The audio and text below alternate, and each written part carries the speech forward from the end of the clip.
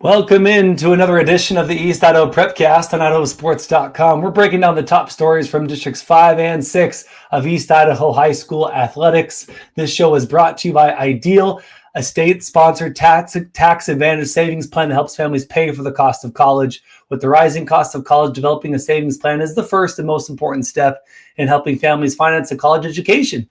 An Ideal 529 account can be used towards higher education, a trade school apprenticeship, or even student loan repayments. For more information, go to idsavings.org. My name is Joel Richardson. Let's bring in my co-host, Mr. Sean Kane, whose Bears are actually winning for a chance. Sean, what's happening? They're up. They just hit a 50-yard field goal. Oh, nope, we missed it. No good. Broadcaster's curse. Introduced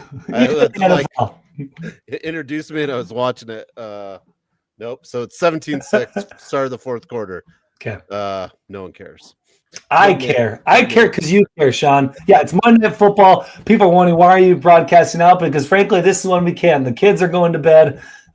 We're not working. This is the perfect time to do a Prepcast. Sean, it's been a really good week of sports, especially football. We've had some great volleyball, soccer. We're getting into conference play already. And for football, it's week 3, but some conferences are so loaded. We're getting into those that conference play. But first, let's talk about Tanner Scoresby Day, Sean. The city of Ammon, if you don't know the Tanner Scoresby story, he is a graduate of Thunder Ridge. His senior year, or close to that senior year, Tanner Scoresby, an Ammon resident and graduate of Thunder Ridge High School, was diagnosed with T-cell lymphoblastic lymphoma.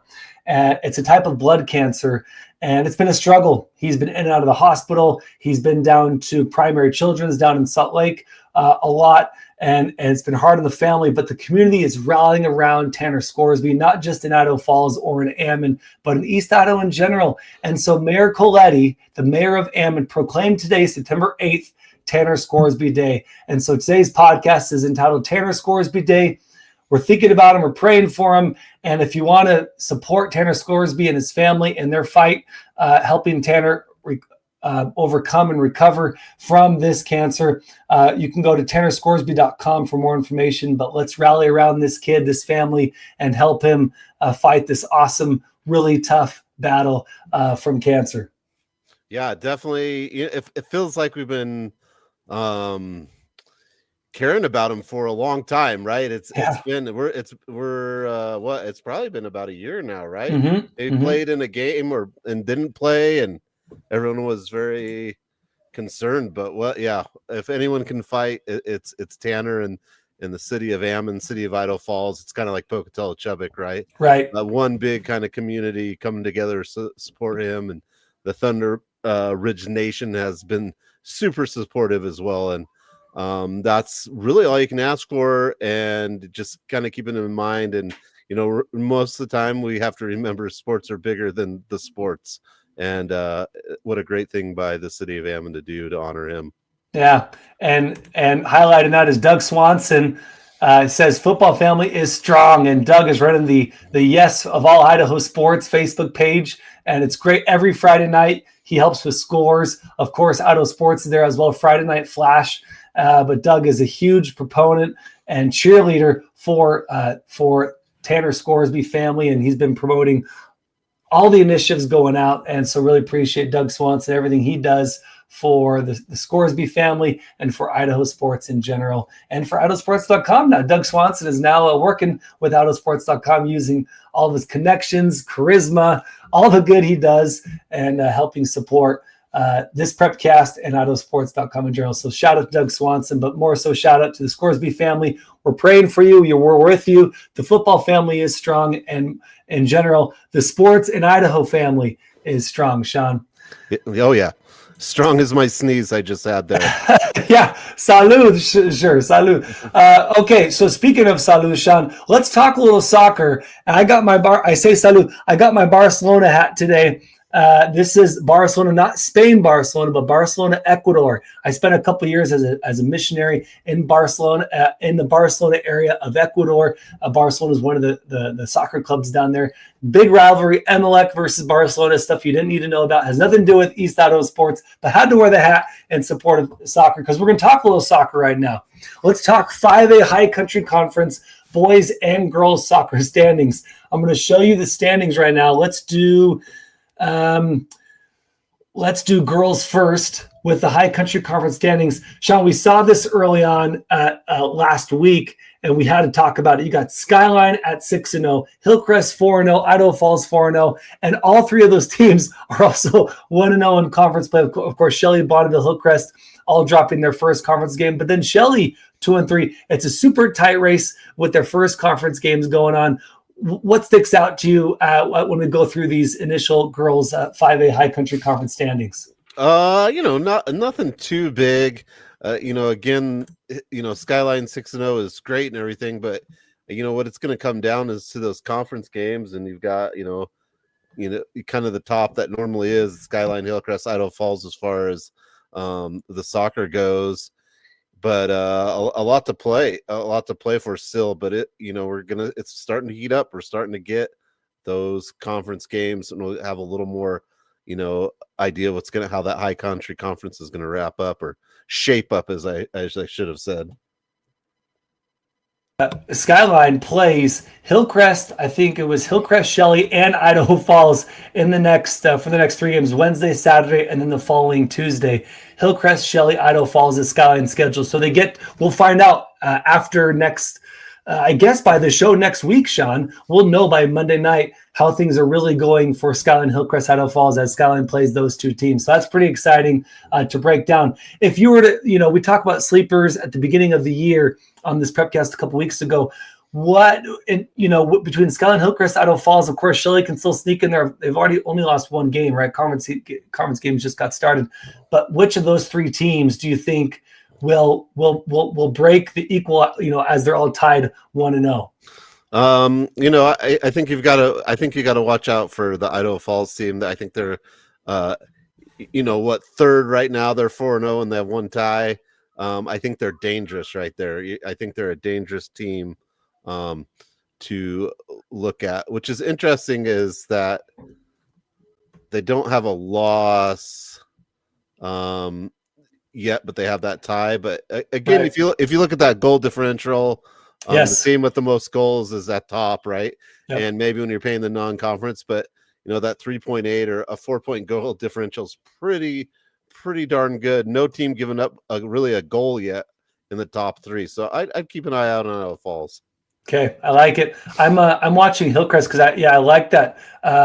Skyline obviously dominating the six basically to 0 so far, but I'm watching with that almost 5 and then just a little bit higher for Hillcrest. I'm afraid they could drop if they're not careful. Like you said, Idaho Falls nipping at their heels a little bit more with that goal differential. So if I'm Hillcrest, I'm got to be really careful, making sure I get that victory over Idaho Falls to keep. Again, already talking about playoff seeding, to keep Idaho Falls away from that second seed if Hillcrest Idaho Falls can't catch Skyline. So with that, let's talk now boys High Country Conference. And Sean, we've mentioned this every year, right? The High Country Conference is always so tight, whether it's soccer or volleyball.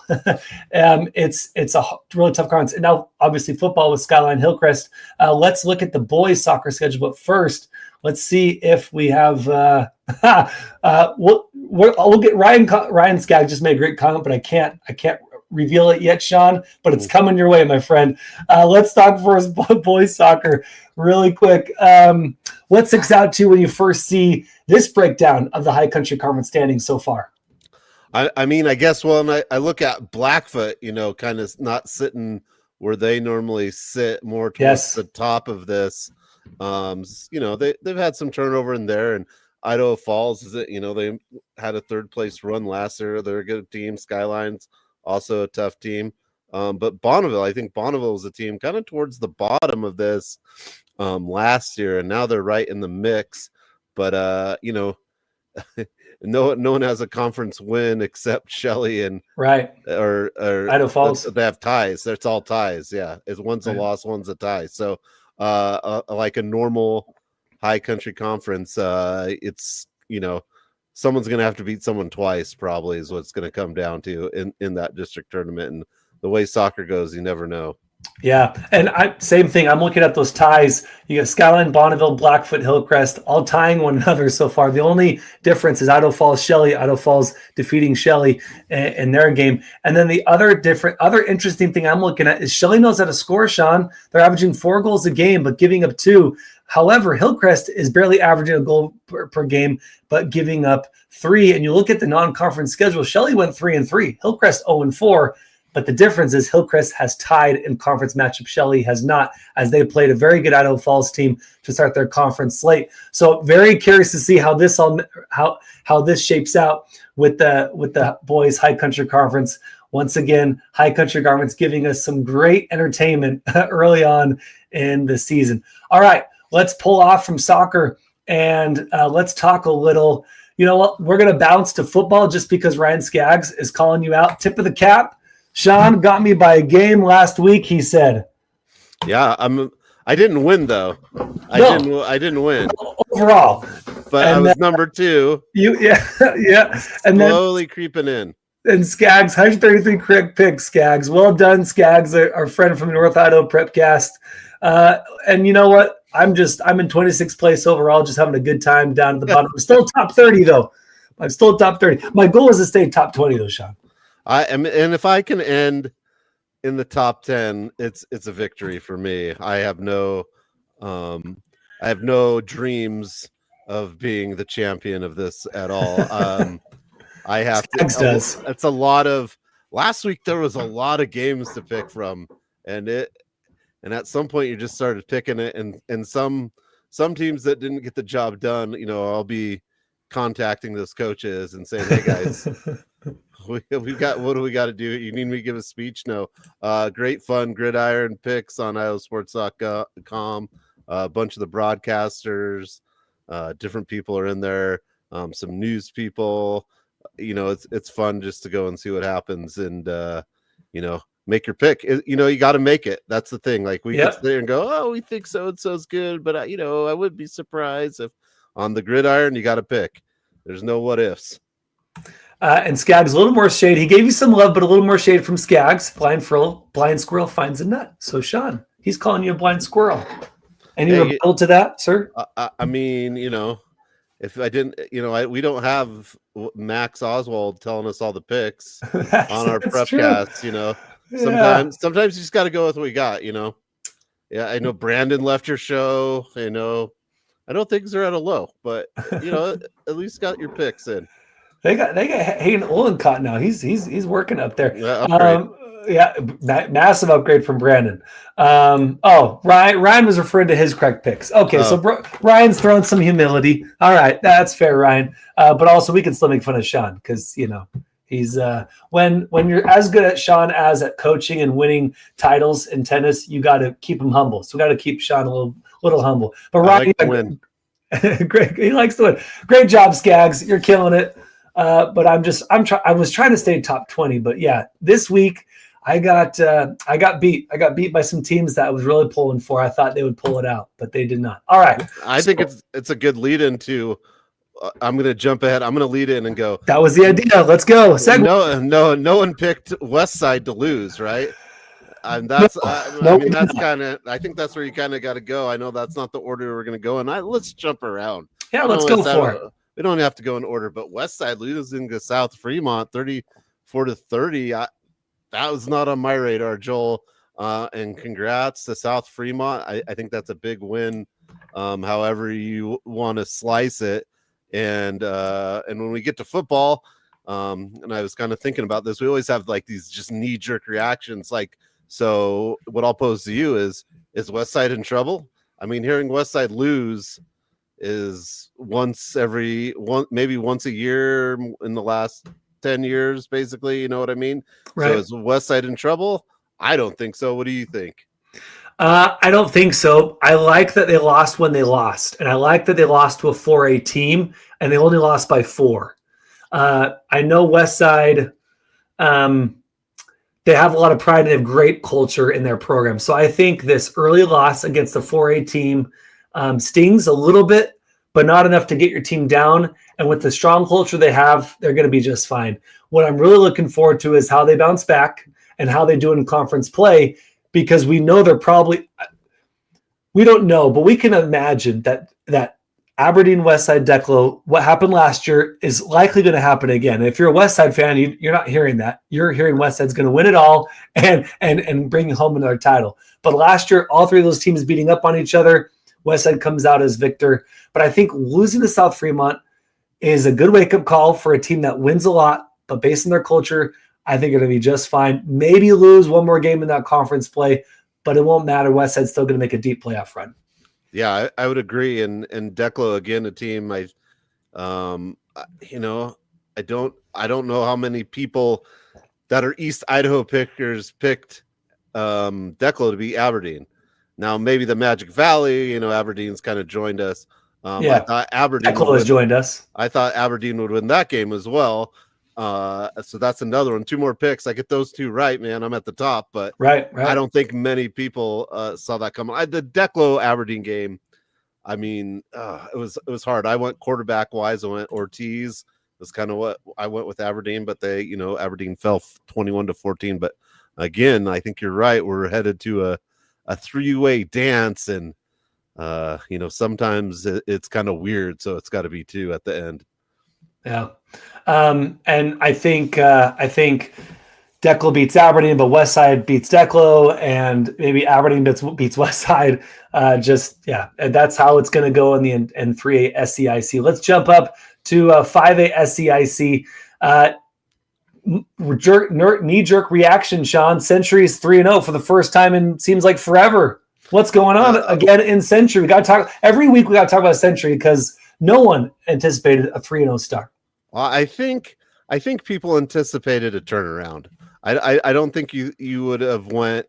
It's going to be the same as it has been, but to start off 3-0, I think it is kind of like a, it's pretty big, and they've got it done with defense. They haven't given up. They've only given up 13 points in the last 2 games.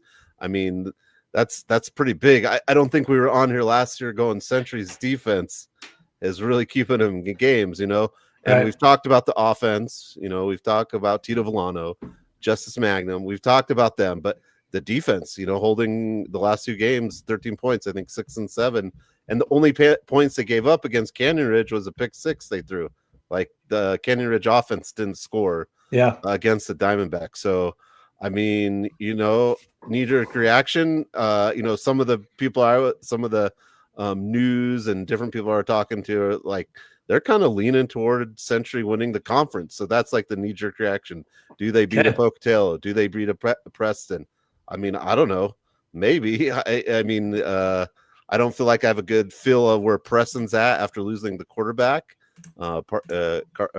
Perry. Carter Perry. Yeah, they beat Shelley, then they lost. I'm not where they're 1-2. Thunder are 1-1. They lost to a Skyview team. I thought they should have won 2, and they beat an Idaho Falls team, which I think Idaho Falls they're going to struggle this year. I don't think that's any surprise to anyone. New coach, just some of the big players' turns. So could Century win the conference? I mean, you only have to win 2 games, right? Yep. I mean, who knows? I think the next thing is, how many more games do they keep winning? And I think for a young team, the more you win, the pressure is going to be building, but I think they're ready. So it's fun to watch. It's a great story. I mean, a team had won, now they're 3-0 for the first time in like 23 years. So pretty fun stuff. They play at Preston October 10th and then at home against Pocatello October 24th. If I'm Century, I am licking my chops. I'm winning. I'm taking advantage of the games I have in front of me, but I can't wait to play at Preston and then against Pocatello. Preston's, I think they're still okay. I don't think they're as good without Carter Perry, but I think they're okay. They've won a few games. I thought, maybe they're not going to pull that out, but they beat Shelley 37-17, but they lost a good Blackfoot team, and they got smoked by Star Valley, but Star Valley is a good team. So I'm with you. I think Preston's okay, but I don't know how to gauge them quite yet. I want to see them play. I want to see them play Sugar Salem, and I want to see them play. Then they have before they have Burley. And so I want to know how Burley, not as good, Sugar Salem, very good, right? And Preston, you could argue, could maybe be down in 4A, just depending on, how the years are going with attendance or with enrollment. So I'm curious about the Burley Sugar Salem game before I make my pick against, when they play Century at home. So I'm with you, not sure about Preston. Pocatello also, they beat Idaho Falls, but Idaho Falls, like you said, they're still growing. They're a year or two away. So I think Century wins that game. Century going 4-0 for the first time in 26 years. Yeah, and I'll tell you this. I think we'll have a good read on Pocatello against Blackfoot this week. Yeah, I think that's a game, right? I think Blackfoot, and we'll get to them, is much better this year. They're going to be competing for, I think, a higher playoff spot. And remember, they beat Pocatello Thunder at home. Yes. At Lookout last year. Yeah, last second run in touchdown. So, the Thunder want that rematch. But I also think you've got a probably on paper better Blackfoot team and maybe not as good as Pocatello team as last year. Pocatello's just got a lot of different pieces. Whether it's as good or not, I think time will tell. Other knee-jerk reactions. Let's go to 5A High Country Conference. Hillcrest, Skyline. What do you got? Hillcrest is good. I think you were there. You were there, right? You were there live. You got Sweetwood swinging the ball. You got Dak Sargent running the ball. I think the thing that comes to me that it isn't going to show up in score lines and isn't going to show up in stats is they're big. They're big and fast. Yep. Their defensive line and offensive line are both probably the biggest in 5A. Maybe Bishop Kelly might have some comparable, but I don't know of many 5A teams that have as big of lines as Hillcrest. And man, that's what it's going to take to do it. So pretty good and Skyline. And then so my knee-jerk reaction to Skyline is, well, who's playing quarterback? We don't know. They played two people. I also kind of was leaning towards Blackfoot maybe win that game. It was close. Yeah. But if you talk to Brandon Bainey about saying Skyline's not the team, he'll tell you that every time you go that way, they come out and prove you wrong. The offense got it done against Blackfoot, took care of business. So Skyline, people are kind of worried about the offense. Are they potent enough? Probably not. The thing is, the Skyline defense, you make any mistakes, you're going to pay for it. So, and we'll know. Well, Hillcrest and Skyline, that game will be coming up, and that could be as big as game in 5A as anywhere in the state is concerned, because I think you've got Hillcrest, a Bishop Kelly, a Skyline, and then after that, who else? I don't know. I think that's maybe a tier on its own. So yeah, I think you were going to learn a lot in the season. And Skyline doesn't have an easy schedule, right? They played Granger 196, played Blackfoot tough 35-21.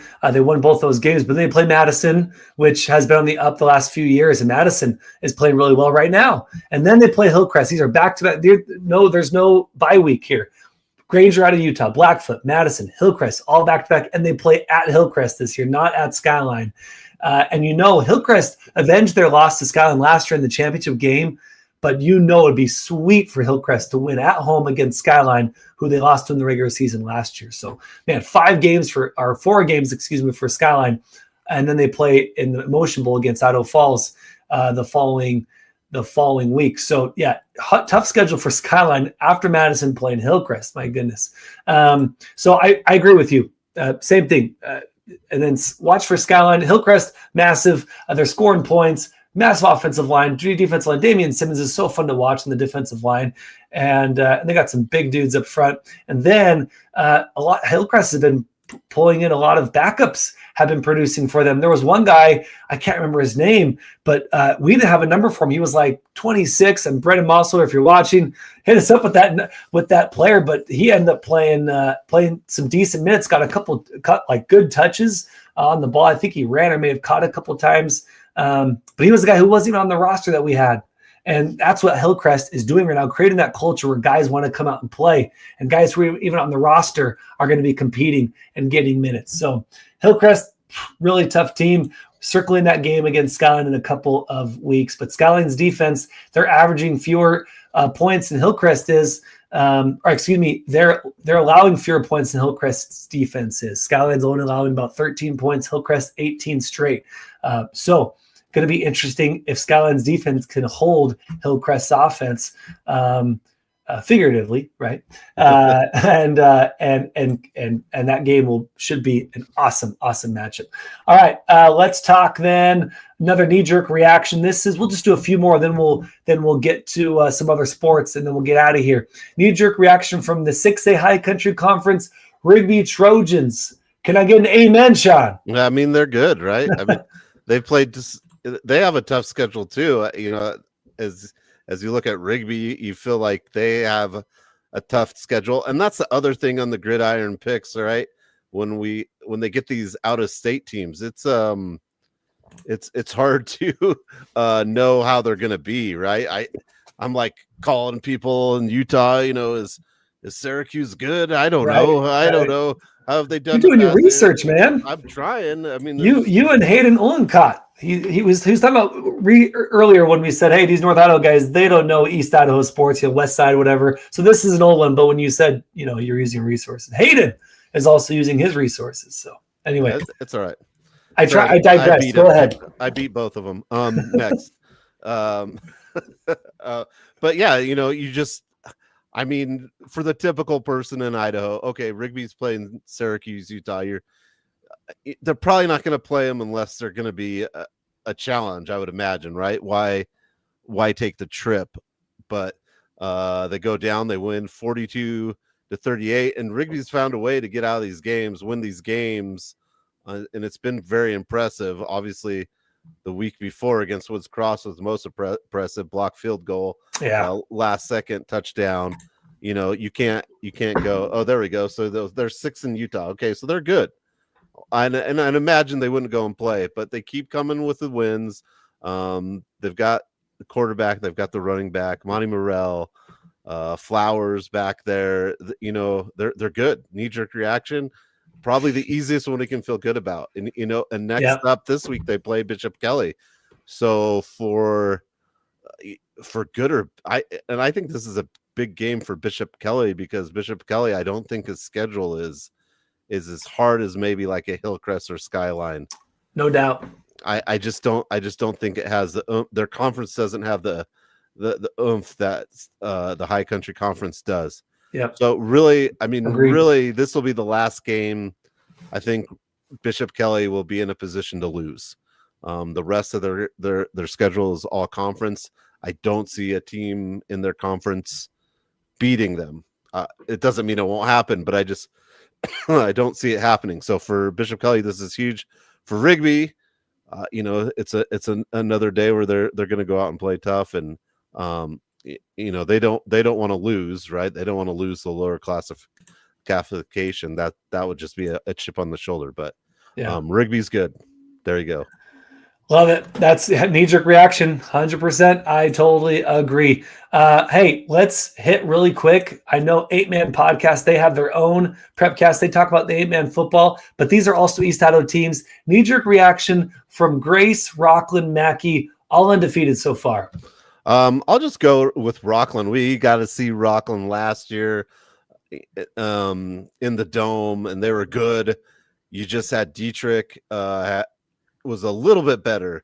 In the 8-Man football, it comes down. It seems like, and now Lane Kirkland will come and disagree with me, but I think if you got that one dude on your team, it makes such a big difference on 8-Man football, and that dude's usually your quarterback.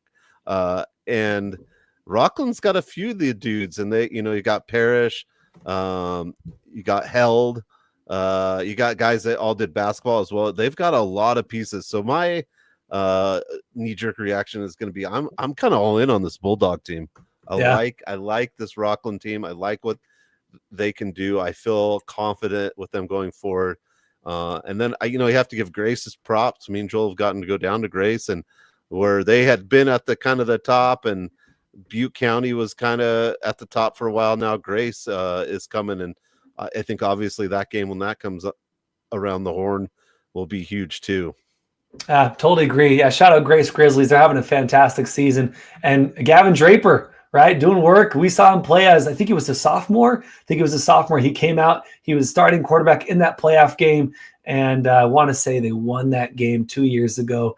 And it was his first time starting in the playoffs. Fantastic. And now his dad is his coach, ADN coach. So shout out coach, the Draper family, and also cousins to my good friends. So anyway, a little soft spot in my heart for the Drapers, and since we've seen that guy Gavin play quarterback since his sophomore year, starting in that playoff game, it's been fun to watch his story, and he's balling out, Sean. So shout out Grace. And then, frankly, Mackey, my knee-jerk reaction is not yet. I'm not ready to crown Mackey amazing yet because, frankly, their 2 wins have been against Diedrich 38-0, Camas County 48-8. Now, maybe Mackey's super, super good, but I want to see a few more games before I get super excited about Mackey. But I'm all in on Rockland. Let's go Bulldogs. All right, let's finish up our knee-jerk reactions with 4A. We never talk about 4A, Sean, in football because it's always Sugar Salem and they win. But we got to give them their props. But what do you got with Sugar Salem? Because I've heard a few things throughout the 4A community about someone pushing Sugar. But what do you got for your knee-jerk reaction for Sugar Salem? Are you saying Fruitland? Oh, maybe. Okay. Maybe not. You're gonna have to wait. You got to go first. Okay. Sugar doing a bounce thing. I think quarterback wise, it's a little different look this year, and I think they're fitting in the role there. But the defense is going to be the key to that. And Sugar's defense is always so stout. They're averaging 38 points and only giving up 9. So barely giving up a touchdown throughout 3 games. South Fremont has a big win over Westside, but Westside to a Sugar Salem, where I think they're both great programs, but for their division, right? So, but Sugar, goes down to Shelley, which in the past few years they have dominated by a lot of points. This year, not so much. 28-14, a lot closer in the past. Sugar plays Star Valley, Wyoming next. That'll be a huge game. Star Valley, always a super tough opponent. They just kind of took Preston to the woodshed last week. So I think that's a huge game for Sugar. And then obviously a team on other Prepcasts that people have been talking about a lot would be Kimberly. Right. And after that Star Valley, they have Kimberly. And so I think Sugar is still good. Maybe they're just not the most dominant team right now, but hey, they're the champions until they're not.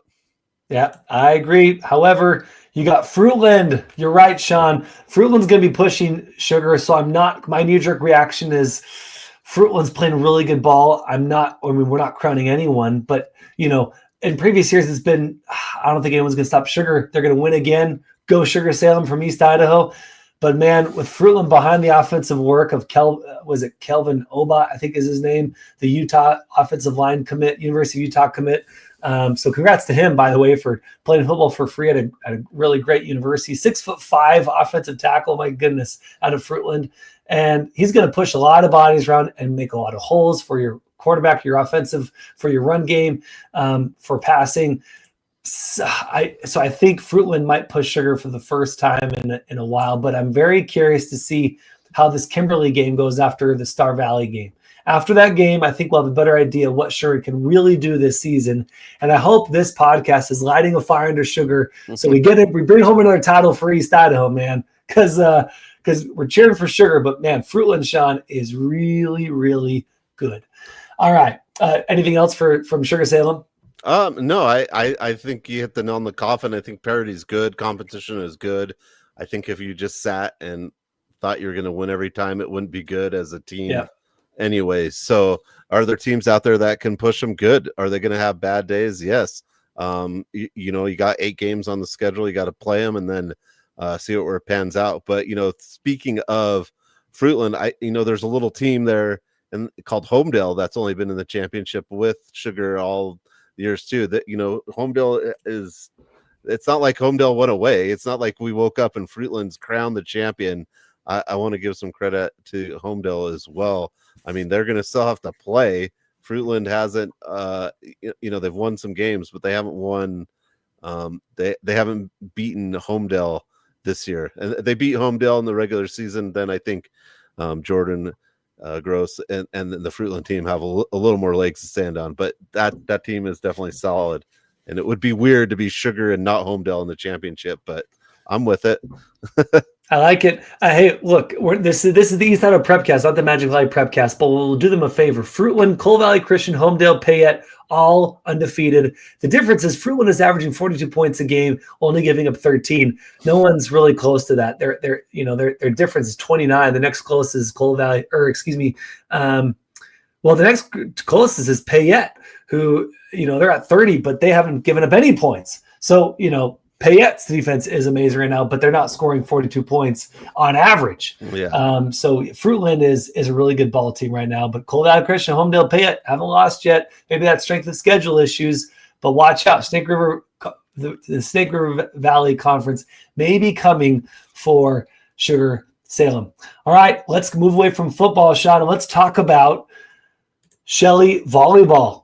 What is going up in Shelley, Idaho, man? The Lady Russ sits on the volleyball court behind second-year head coach Cammie Empey. They're currently 9-2, and look at those standings. I mean, it's tight there. You got Hillcrest 8-2, Idaho Falls 8-3, Bonneville 7-2. But we were expecting Idaho Falls to make a push, and hey, they've only lost one more game than Shelley has. But did anyone expect Shelley to be first place at this point in the season? I'm sure Shelley did, but I'm sure head coach Empey did, but none of the rest of us didn't. All the pundits, right? All the talking heads. We did not see Shelley coming into this point of the season, starting conference play at 9-2. So we had to talk about Shelley. So what's going on up there in Russet Land? Well, Shelley goes the Peg Peterson, beats Eagle, beats Wood River, beats Capital, beats a Middleton team. That's pretty solid. Then loses in 3 to Pocatello, beats Minico, beats a Malad team. Okay, Malad Volleyball has a stack of trophies, right? So right. They're a lower division, but Malad is super good, and they beat Malad 2-1. And then they play Rigby, and they lose 0-2. And Rigby right now, firing all cylinders as well. But then what's really interesting to me is you come back about a week later and they play a full match, and the Shelley team takes Pocatello 3-0, which I think that's what popped out to you and me, Joel. A team that was competing at state in place, and for the first time, and the program's made a big turnaround with Abby Lusk, the great basketball player, and a lot of different pieces for that Thunder team. So yes, Shelley, definitely surprising. Definitely didn't really think about that coming into it. You definitely had a good feel for Idaho Falls, as they were they had a great run last year at state. But yeah, you have to give credit to Shelley right now, taking the reins. And really quick with Shelley, they are, of course, 9-2. This is the last time, this is not the last time. Last time they were this dominant was at the start of the season was in 2015. So it's been a decade since they were frankly this good. But they were in 3A at that point, Sean, which would be now 4A, and the Mountain Rivers Conference with Sugar and Teton. And they won state that year under head coach Dave Cousin. And then after Dave left, they had some mostly down years. I think they had one good year about 4 or 5 years ago. And then they hired the new coach, Cammie Empey. And in her second year, they're back on top. No pressure to Shelley. There's a lot of work to do for sure. But last time they were this good, Sean, they won it all. Hey, there you go. I mean, you start strong, you finish strong, and that's what the Russets are doing right now. Yeah. So congrats to them and good luck the rest of the way. Shelley Russets, great job. Of course, there's all kinds of other volleyball we could talk about, but we're going to leave it there because that's the top story for volleyball this week. We haven't talked cross country golf. So let's do a quick cross country golf and then get out of here, Sean. If you want some good cross country coverage, you're going to go to Marlo Hereford's preview article on IdahoSports.com. Good stuff there, giving you all the rundown of the best teams, best runners, people to watch for. But Sean, big one coming up this Friday. Tiger Grizz. You got a little Tiger Grizz action. One of the biggest cross-country events in East Idaho. They just had the Cardinal Classic in Soda Springs leading. So you got two really premier events, right, in 2 weekends in a row. And people that win these events, go on to place or win state. So a big cross-country event, and Merle Harford does such a great job covering all the cross-country because there's so much cross-country, right? There's so many runners. Teams are very, very big. And I was just going to check the Cardinal Classic to see who won that. Well, for the boys, I think it was the girls as well, but I'm not sure. But the boys was Rigby. So yeah, and Rigby's Jonas Porter got first in that race in the boys. Yeah, in the boys, 5,000 meter cross country race. Jonas Porter of Rigby came in first. Yeah, only a junior, by the way, too. Yeah, so nice job by Rigby to win that. You had Boise there. You've had Idaho Falls that's had good cross country. Second place, you had Ethan Hansen from Century. You remember that name from cross country from last year. Fourth place, Cody Christensen from Highland. He's also had some good races. Also a tennis player too. But yeah, pretty fun stuff there. On the girls' side, we had it was a Boise for the win, but team scores, that means Boise won, but Highland came in second, but it was a long second, 25 to 153. So Boise dominated their Thunder Ridge in fourth. And then in individual, JC Jensen, she actually got third place. She's out of Idaho Falls. She's a senior. So yeah, she was really one of the only top 10 East Idaho runners. There was also West J's Bella Spencer, Millie Drake out of Madison, Thunder Ridge, Clarissa Earle, and then Peyton Pilatus out of Snake River. So yeah, East Idaho represented well in that top 10, but in the top 5 was only JC Jensen. And that's not going to do it, right? In cross country, if you're trying to, score big points, you got to get in that top, that a lot of teams, that top 10, top 20. Yeah. Well, the Boise runners are in the top 4. You pretty much can put a stamp on it and put it in the mail. But, Idaho Falls is going to have to run against Boise and so forth. And West J is not going to run against Boise. But that's what I like cross country. You get all the classifications together. You get to see who's the best, put some good running. But like you said, nothing bigger than Tiger Grizz. That'll be a fun one this weekend. Yeah. And finally, let's finish off. This has gone way too long. Golf. We haven't talked about golf all year. Golf is happening. And Thunder Ridge is dominating. Rigby's been playing well, but Thunder Ridge recently got the victory at Teton Lakes in Rexburg. Yeah, the Thunder Ridge Titans went to 2-0 in the season with a dominant 12-shot victory. You might have heard of this guy, Justin Anderson from Thunder Ridge, right? Yeah. He shot the best score of 74. And he actually tied Tripton Beckstead from Preston, had 74 as well. I think those are the two best scorers. I'm not the best at reading the golf because, again, golf, the only sport that is on a glass plane, handwritten score, like there's no database for golf, it's mind-blowing to me. Well, and there are a number of teams that are now posting the scores. I don't know if who inspired them. Hopefully they heard us. Jeb, it was Jeb. Probably. Oh, is it? And yeah, but I've seen scores posted by, I think it was Rigby and it may have been Thunder Ridge who took a picture of the scores posted on the glass. So whoever did that, thank you. And they post it on social media for all of us to see. No, that's what I'm looking at. Okay. I just can't believe we don't have a somewhere where they just post all the scores that you could look at. Or if you couldn't be there, you could look up and follow your nephew or cousin and see how they're shooting. I think we're in the age where that we can do better than paper on a glass window. That's just my soapbox. But Agreed. but Justin Anderson, 74, Thunder Ridge, had 4 golfers in the 70s. I mean, that's a good score. They shot 303. Next closest team was Skyline. They did really well last year. That was 316, Preston at 317. So, golf is happening. Sweet. And we've talked about it. When you're averaging about 70, right, low 60s, high 70s, you're going to win a lot of matches. Big time, yeah. Yeah.